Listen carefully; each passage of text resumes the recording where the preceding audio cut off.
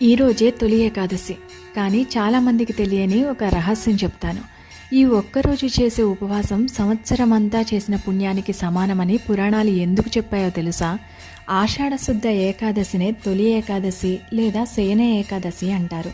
ఈ రోజు నుంచి శ్రీ మహావిష్ణువు క్షీరసాగరంలో యోగ నిద్రలోకి ప్రవేశిస్తారని పద్మపురాణం, స్కాంద పురాణం వివరిస్తున్నాయి. ఇక్కడే ఒక ఆధ్యాత్మిక రహస్యం కూడా ఉంది. భగవంతుడు యోగ నిద్రలోకి వెళ్తాడు, కానీ ఆయన కరుణ మాత్రం ఎన్నటికీ నిద్రపోదు. అందుకే ఈరోజు ఉపవాసం, విష్ణు సహస్రనామ పారాయణం, ఓం నమో నారాయణాయ మంత్రజపం చేస్తే మనలోని కామం, క్రోధం, లోభం వంటి అంతర శత్రువులు క్రమంగా తొలగిపోతాయని మహర్షులు చెప్పారు. ఇక ఈ రోజు నుంచే ప్రారంభమయ్యేది చాతుర్మాస్యం. చాతుర్మాస్యం అంటే కేవలం 4 నెలలు కాదు, మన జీవితాన్ని మార్చుకునేందుకు భగవంతుడు ఇచ్చిన 4 పవిత్రమైన అవకాశాలు. ఈ 4 నెలల్లో